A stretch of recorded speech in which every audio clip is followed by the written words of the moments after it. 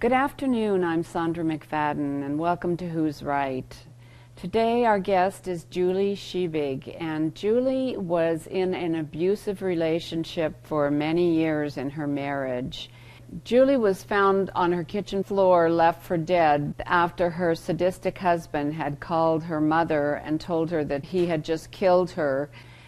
Julie, hi. Hi. How are you? I'm doing well. Good, and welcome to the show today. Thank you. You know, no one ever intentionally goes into a abusive relationship. No. You didn't know going into this relationship, I assume, that this was going to be a man that was going to abuse you and one day go after you and beat you up.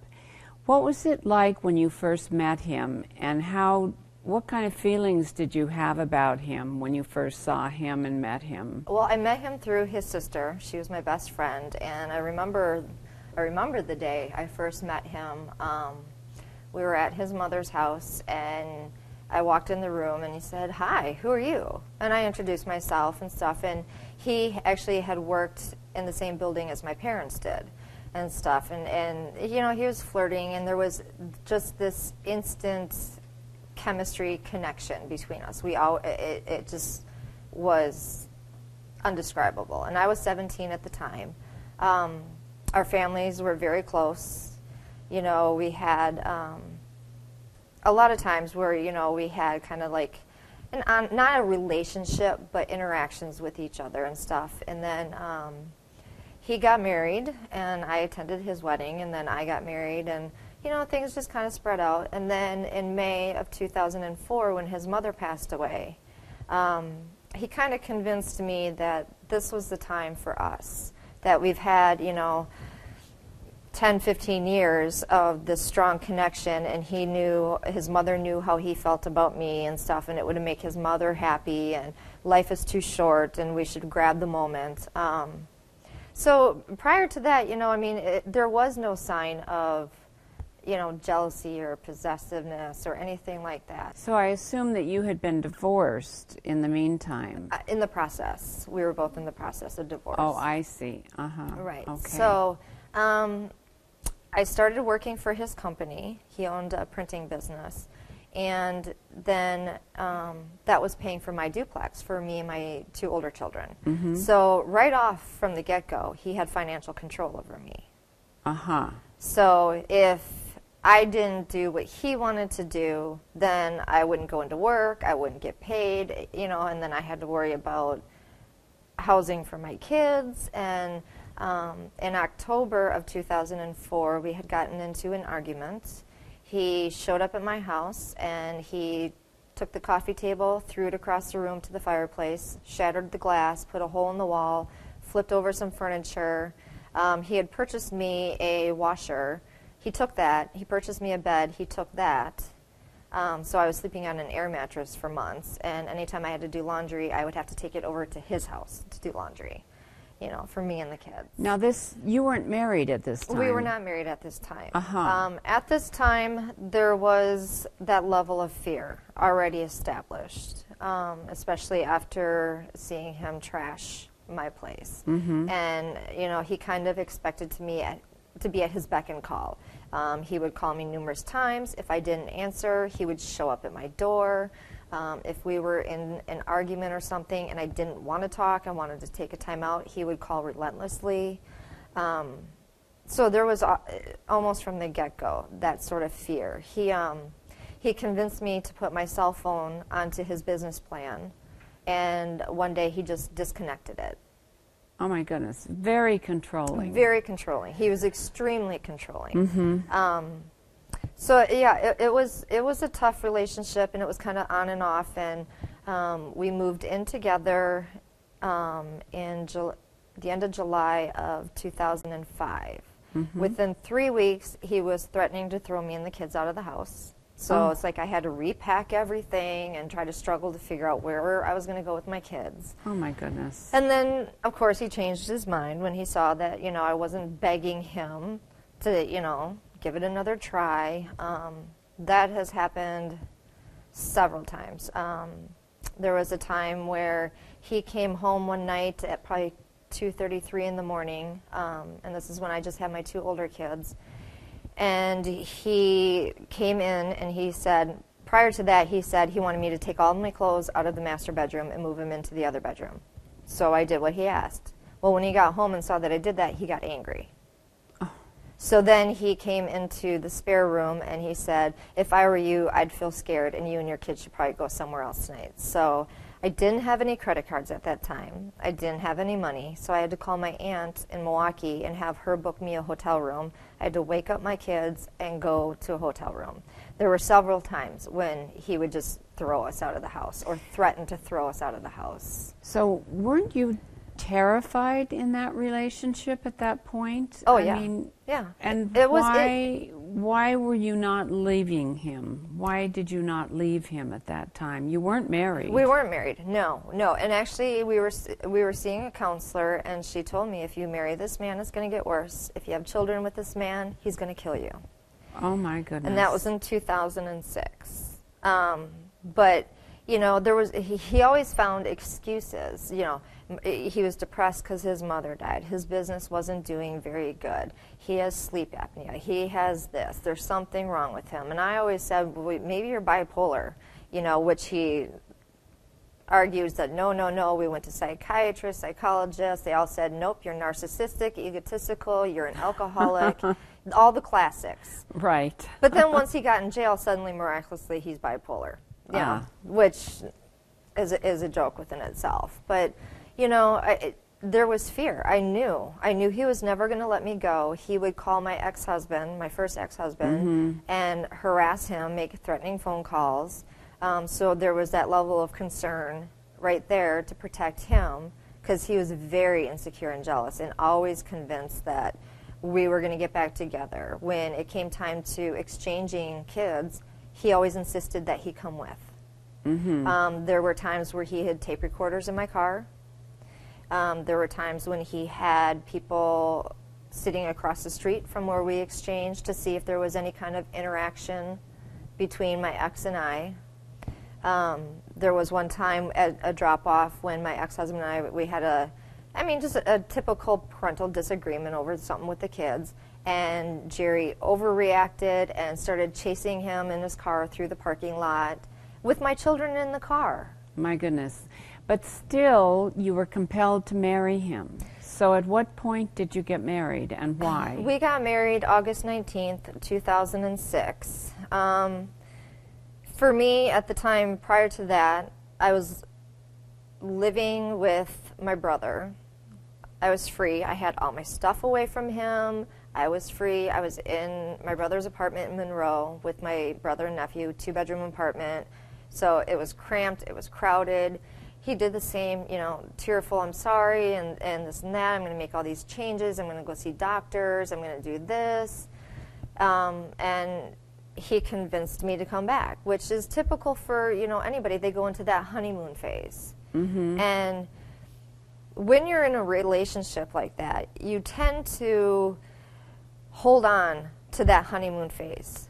And when you have it, you take it, you ride with it, but you know like that, it could drop. I mean, one wrong word, one wrong thing that you say, things could go bad fast. Right. I remember several times driving my kids home and crying because I did not want to take them home. I remember calling my ex-husband and saying, you know, oh, I'm sick with the flu. Can you pick the kids up from school and take them overnight because things were too bad at home. Right. I didn't want them there because he had no problem dragging them into fights and arguments. Well, it sounds like you were basing your relationship on hope. Right. It was all based on hope. And that's my personality. I give people too many chances until you push me too far. Right. And when you push me too far, then I'm done. But you are able to take a lot of abuse. I had to.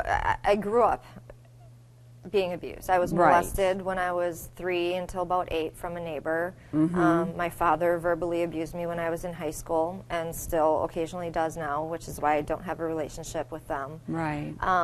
So there is a pattern, there's a history. Right. And I kind of felt like, at first I felt like it was karma because I hurt my first ex-husband, who is a great man, great father. So at first I kind of felt like I deserved what I was getting. That was my punishment. So you were feeling very much like a victim. Yeah, but the thing with Jerry is he could say and do whatever he wanted to try to knock me down, but that's something he could never take away from me. I always knew I was in an abusive relationship. I always knew it was his problem. It wasn't me. It wasn't anything that I was doing. It was fear. If I left him, I knew he was going to kill me.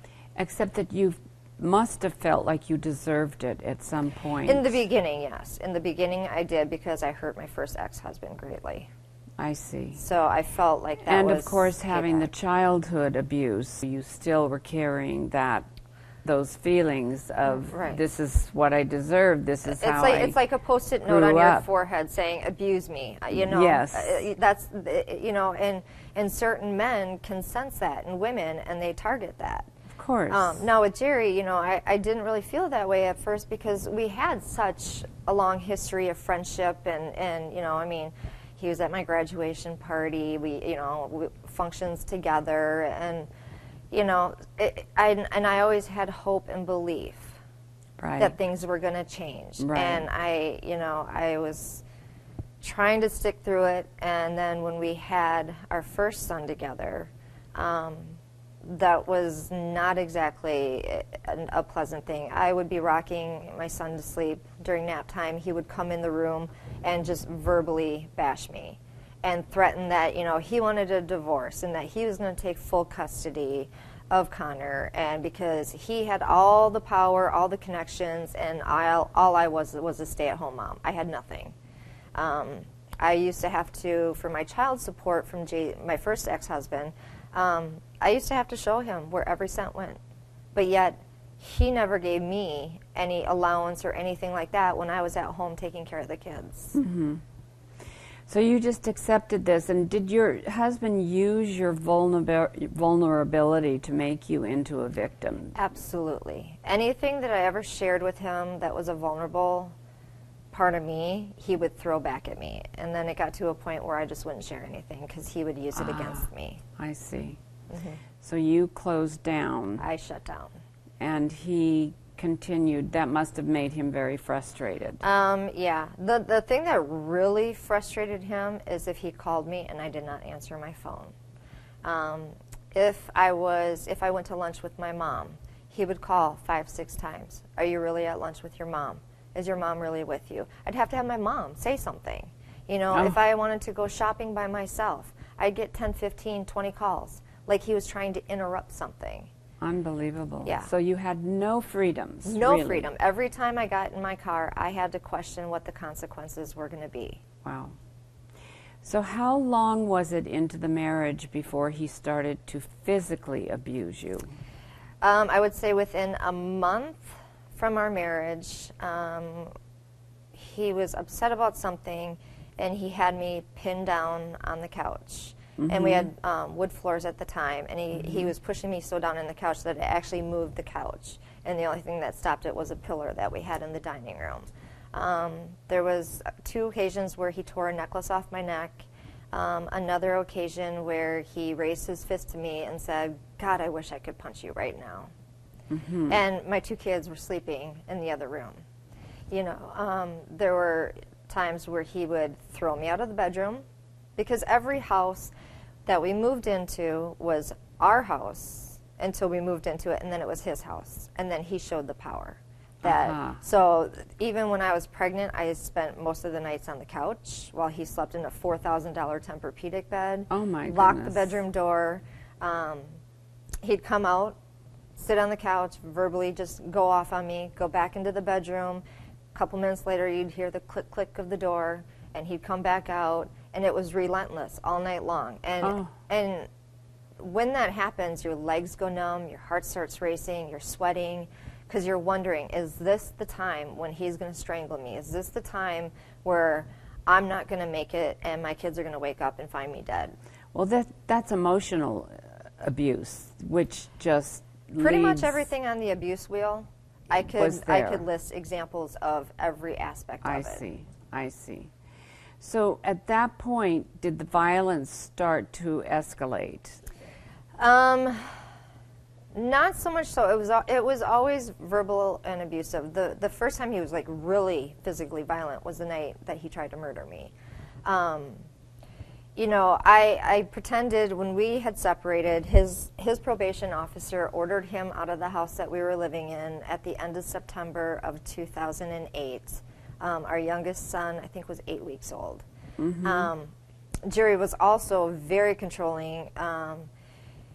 He got to decide when my parents got to see the kids. And, you know, my parents weren't good enough, but then if he wanted to go out and do something, then they were good enough to babysit and that kind of stuff. It was so up and down with him. When I went to look for my townhouse, my mother actually had to park a couple streets away because I was worried that he was having me followed. I see. Because he had ordered me not to have my parents around my kids. And so then I rented my townhouse and stuff, and I pretended to reconcile and to work things out and try to work things out, because at that point we had a temporary custody order where he would have overnight visits. Now, at the time, Cooper was 8 weeks old, Connor, I think, was 7 months old, so they were still waking up in the middle of the night, needing to be fed. He could be in the same room with them, and they could be crying, and he would not wake up. So as a mother, you know, my concern was I have to protect my baby, so I'm going to go along with this and pretend like we're trying to reconcile until my boys are at an age where it's safe. You know, and as a mother, that's so frustrating to me, is that you know, for the longest time I had to sacrifice my 2 older kids and put them through hell to save my 2 babies. Right. And then at the end of June 2009, he confessed to me that the whole course of our relationship, he had been doing cocaine, which I did not know. At the time, he was also taking court-ordered domestic violence classes and AODA classes through the court. Now, was that because you had called the police so many times? That, because he was arrested the beginning of March of 2008, and then 3 weeks later, he was arrested again. For ramming his car into the garage door because I wouldn't let him in and talk. I see. Now, when he would abuse you physically, would you call the police and report him? Well, there really wasn't much physical abuse. The first time that he was arrested, Connor was 6 months old. He had filed for divorce, so I was packing up the stuff because we had 2 houses at the time, so I was going to move in the other house. And he got angry because I was not begging him to work on this family and stuff. He threw a lamp across the room, put a hole in the wall, and Connor, who was 6 months old, was in his exerciser. So I went to pick him up to take him and remove him from the room. And Jerry had grabbed my wrist and wouldn't let me go, and he was probably like this close to my face, screaming and yelling, and I'm holding my 6-month-old baby. My just maternal instinct was I lashed out and I bit his lip. And blood was gushing down. So he called the police. Oh, I see. And he ended up being arrested. But yeah, he's telling all of his friends he didn't want his pregnant wife to go to jail because I was 4 months pregnant at the time, too. Oh, I see. But in the police report, it says a completely different thing. So these men, they portray themselves as something else, and then we look like the bad people. I see. You know? But the police knew the real story. Exactly, they did. And then 3 weeks later, you know, he was arrested again, which I don't understand when he should have been put in jail, but he bailed out within hours. Why was he arrested the second time? Because it was Easter Sunday, 2008, and I went to my family's for Easter, and he went to go see his sister who's in prison. With his brother-in-law, and he had been drinking. And I told him, nope, I don't want to talk to you tonight. He said, I'm coming over. He goes, either let me in or I'm going to ram my car in the garage door, which he did 3 times, and bent the garage door in. So I called the police. I see. And then he attempted suicide. You know, a couple times he had his attempted suicides, and that was another way to rope me back in and try to help him. And I see. Just another way of controlling you. Right. Yeah. Right. So at the end of June 2009, when he made his cocaine confession and stuff, he promised me I won't drink anymore, I won't do drugs, and then what was it, the Saturday, my attack was on Wednesday the 19th of August. The Saturday before, he went to Riley Fest, which is this big party out at Riley Tavern. He had gone there, had a drink, came to my house and confessed that to me, and that was it. I was done. He had lost all credibility with me. I was done. I wasn't playing the game anymore. I told him that. And then he kept calling me and calling me and calling me, and I said, don't call me unless it has something to do with the kids. I'm done discussing us. He dropped the boys off on our third wedding anniversary, which was the day of my attack, in the morning. And as he was leaving, he's like, happy anniversary. I said, there's nothing happy about it. You know, he tried calling me several times that day. I think, according to the police records, it was 20 times that day.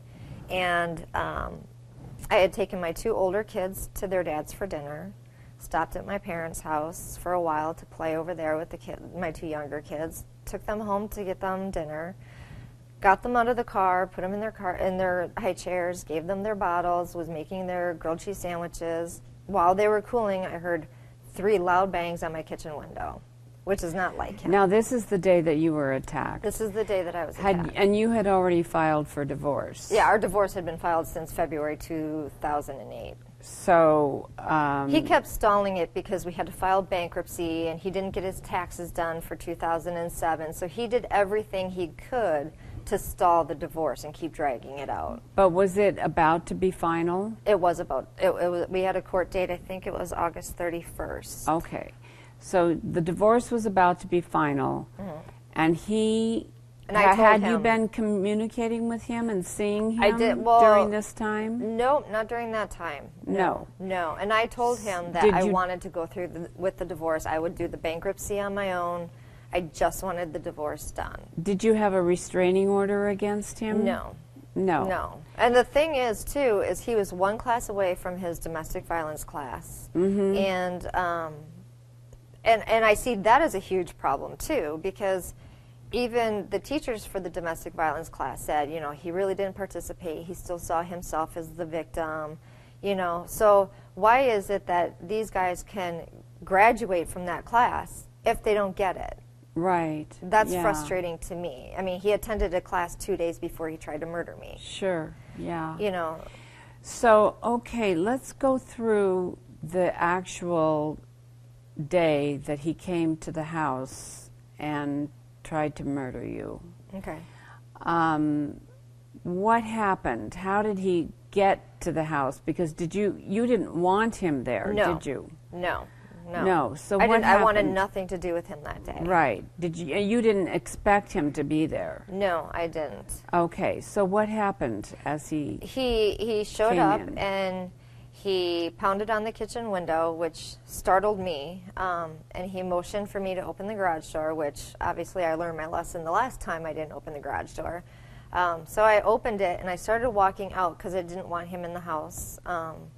And he was carrying the box, and on top of the box I could see our wedding. What box was that? It was just a paper box, and it had our wedding album in there, pictures of us that I could see. He walked past me and he said, here, you can destroy these too, like our family. He walked into my house uninvited, dropped the box in front of the stove from a standing position, so it made this really loud noise. And the boys kind of looked, and I motioned to the boys. I said, that's not necessary.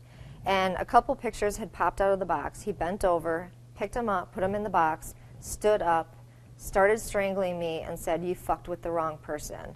Now Connor and Cooper are going to grow up without a mommy and daddy. Tonight's the night you're going to die. And he started strangling you. Right. He was in my house within 60 seconds, and he was strangling me. Strangling you with both hands? Both hands. The boys were instantly screaming and crying because they could see. I locked eyes on my boys, thinking this was the last time I was going to ever see them. He backed me up into the corner, slammed the right side of my head into the wall 3 times.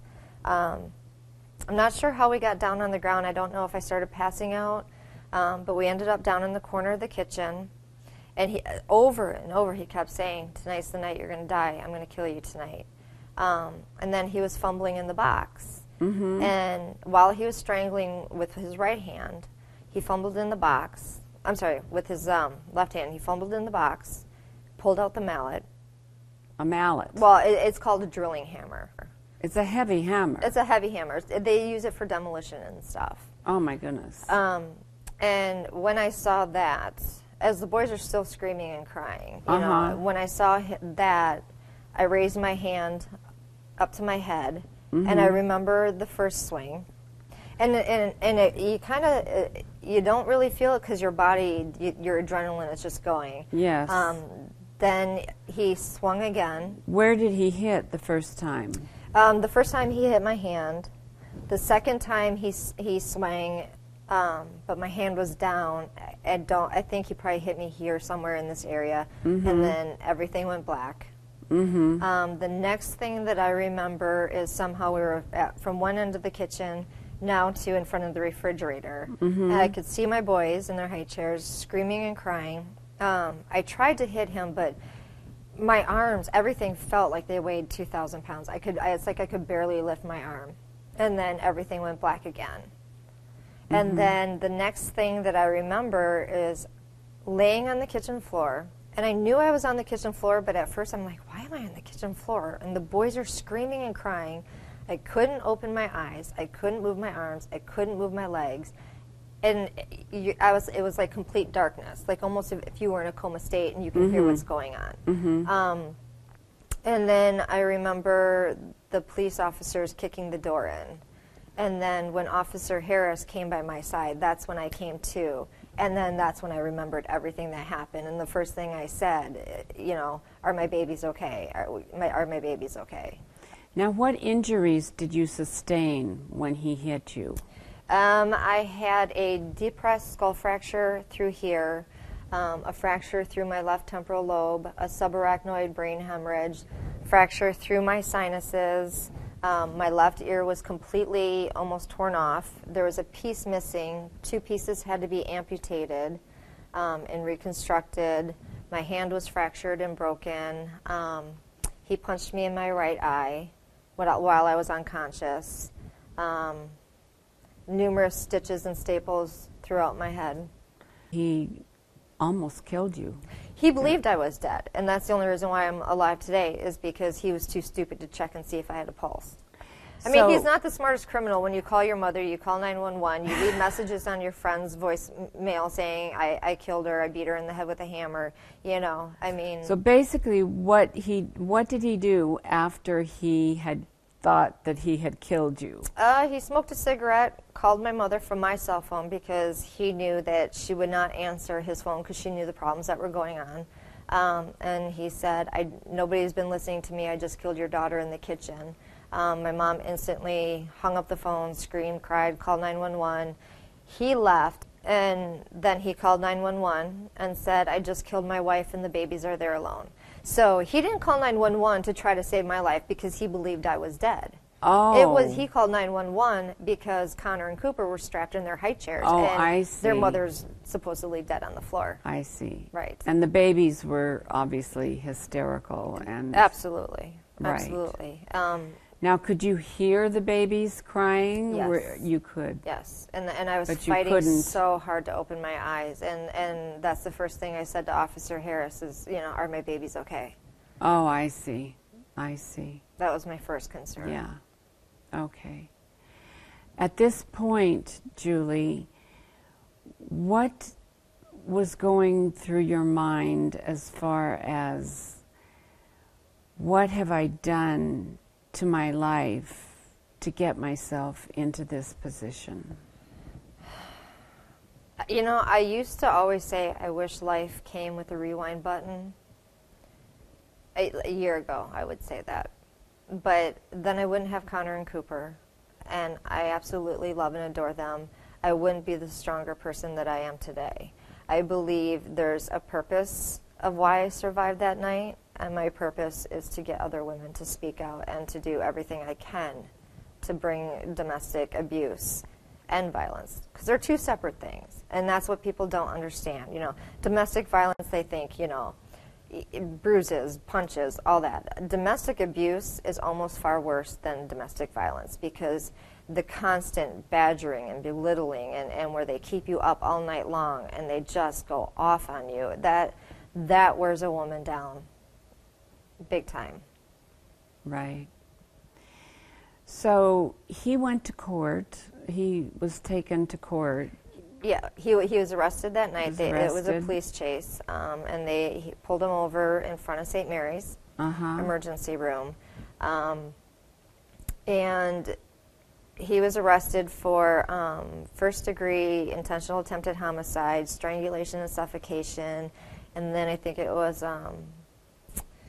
battery using a deadly weapon, something like that. The strangulation and the battery were dropped, but were read in the sentencing. And so after 20 months, 6 public defenders, several canceled trials, a week before the final trial was supposed to start, because Judge Sumi said, you get no more attorneys, you'll have to represent yourself, this is it, this is going forward. A week before the day it was supposed to start, he pled. Which I knew he was going to do all along, because he was telling friends and people that he only hit me one time, that I'm the one that pulled the mallet out against him, and he was defending himself. I mean, there's so many contradicting stories that I think he pled to avoid having a trial and having these people see what he really did. But I think he didn't understand that at the sentencing hearing, the state's allowed to put on whatever evidence they want to do. So they showed the pictures and all this stuff. And what blows my mind is the state put on their case first, and we gave our impact speeches, and then it was his turn. And the number of people that went up on the stand to give an impact speech after what they saw and still supported him was just nauseating. It just nauseating. It's because people don't get it. Right. But he has been sentenced, and what was his sentence? 22 years in prison, no chance for early release or probation. So, and then 8 months supervised probation. So do you feel safer? Do you feel a sense of relief? No, my body is still always on a sense of hyper alert, because the attack just came out of nowhere. You know, I always expected that when he tried to kill me, it would be in like a heated argument, and then it would escalate to that. Never did I expect it just to be boom, like that. So my body's always on hyper alert. His whole entire family is crazy. You know, so I have to worry about them as a threat too. I still have a panic button through the district attorney's office. I'm always going to have a sense of fear, but I'm not going to live my life in fear. Which is why, you know, it's like I'm trying to encourage women to speak out. The more women that speak out, the more society is going to get that this is a serious problem. You know, it's 1 in 4 women. That's what they say, but it's grossly understated. If I had to guess, I'd say 2 to 3 out of every 4 women. Really? Yeah, you just don't know it. You just don't know. I mean, the person you're walking past in the grocery store, she could go home and she could be beaten the crap out of because she took too long at the grocery store. That's staggering. That really is. Yeah, I have several friends just in my group of circle that came forward to me and told me that they're in abusive relationships, which is why I say that number is grossly understated. Which is why you have to continue to do what you're doing. And I know that you've got a website that you're working on. Can you tell us about that? It's going to be Julie's Journey, the Silent No More Tour. Right now it's under The Power of What If, and also if you go to healingwingsretreat.org, you'll be able to see some information. They posted my impact speech to the judge. And then we're also working on a virtual wall that we can travel with names of men and women who've been murdered through domestic violence, and go and do tours and educate. You know, for me, I really, really want to focus on education, starting at the elementary level. You know, basic foundations. You teach your kids about stranger danger. These kids need to know what's going on in their house is not okay and they're not alone. Right. And then in middle school, give them a little bit more information and really hit it hard in high school. You know, when you got girls that are getting texts from their boyfriend and they're all jealous and they think that's flattering, no, that's dangerous. Right, yeah. Well, that would be wonderful for you to do that. And I think you should pursue legislation on this, because something more has to be done than has been done. Right. The laws Obviously, have to change so that the women it's can not feel working. safe. Right. Yeah. Right. Same thing with the probation system. It's not working. Because women are not feeling safe. No. They are not feeling empowered to step up and do anything to protect themselves.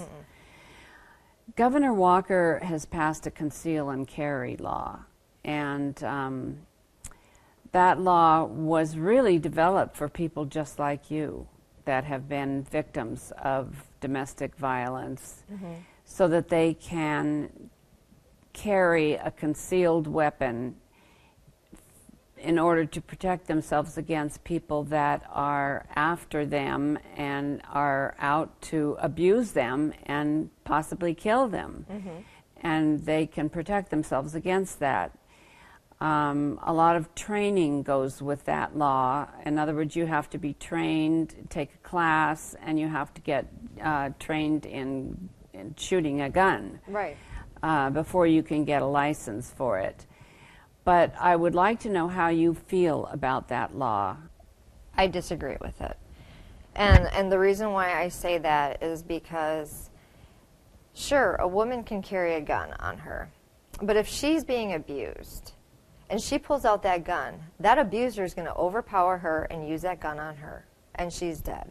The only way that that's really potentially going to work for an abused woman is if you shoot him on an element of surprise, and then that woman ends up in prison. She loses her children. She loses her life.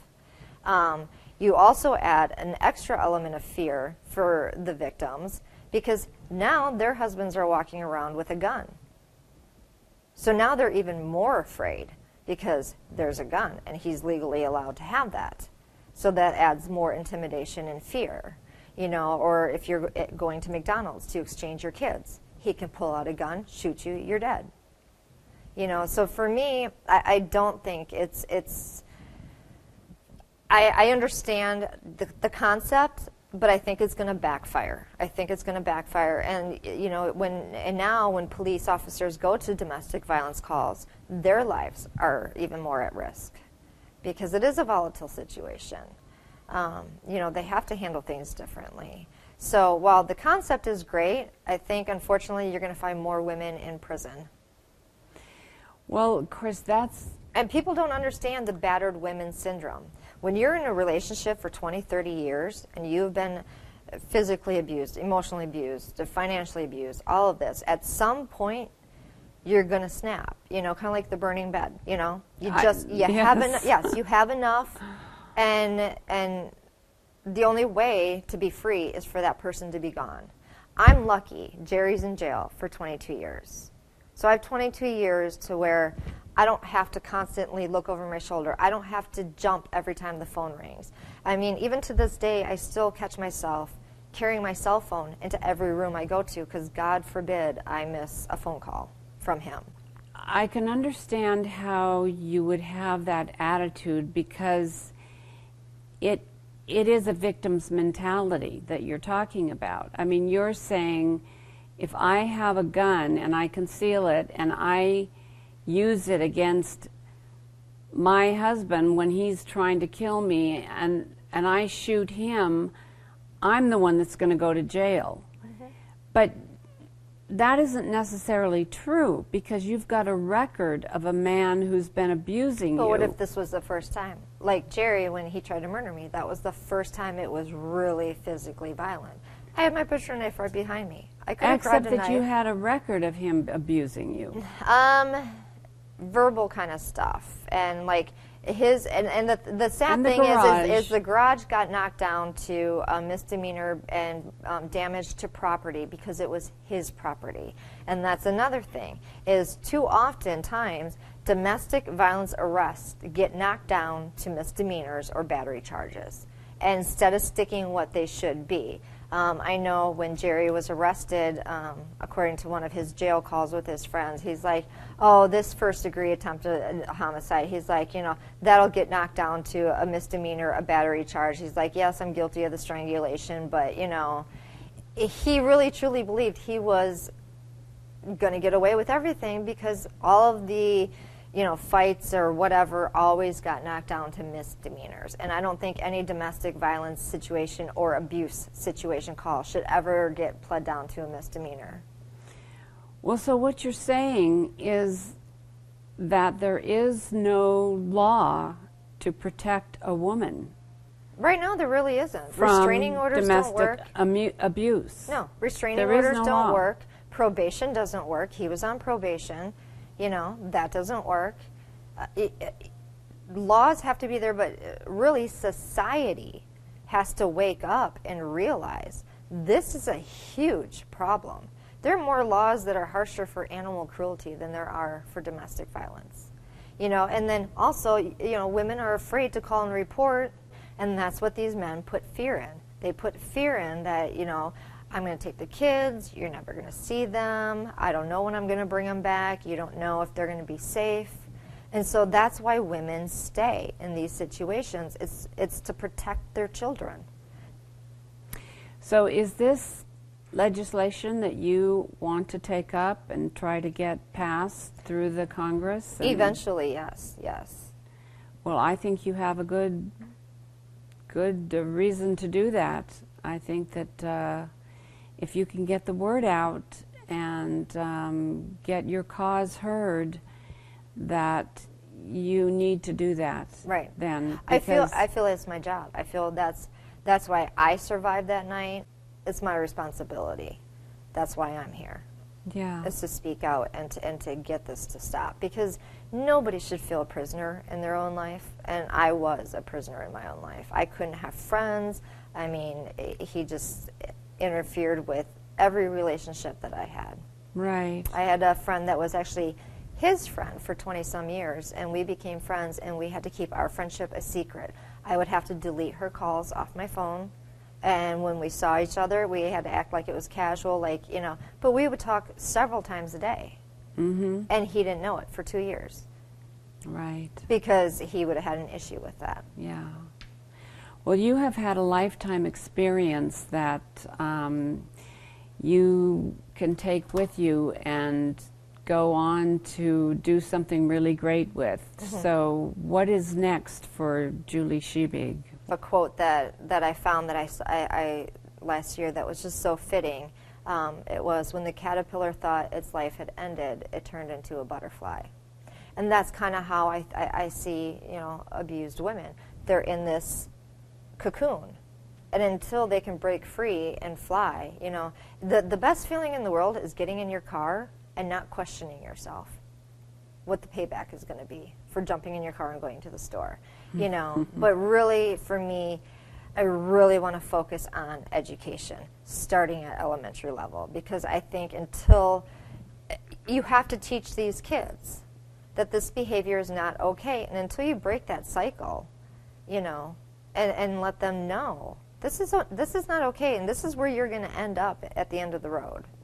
You know, you have to start them young, just like with anything else, you know, and give them little bits and pieces and stuff. And then in high school, hit them hard, show them the graphic pictures, show them, because high schoolers don't care about charts and graphs and statistics. They want to see the reality of what it is, and that's what they need. They need a wake-up call. Right. So is that your mission? Your mission is to start educating with the young kids, teenagers, well, you know, basically. all groups, you know. I mean, we'll just start here and go there, and, you know, it's all about education and because bringing awareness. It's really, you have to get to them before they get married, because after they get married, it's too late. Well, even high schoolers, you know, who are in a relationship, and they're, oh, my boyfriend's texting me 10 times, he's jealous. No, that's not love. That's danger. Yes, that's danger. I see. And that's run away, break free right now. So that's where you're going with your website and your whole mission. Yeah.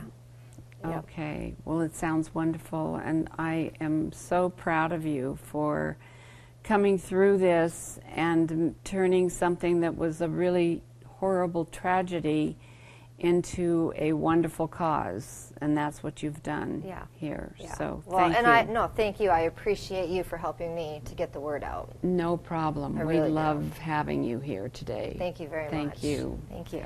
And thank you for joining us today on Who's Right. We appreciate you being here. If you have any comments, go to whosright.org, and we'll see you soon.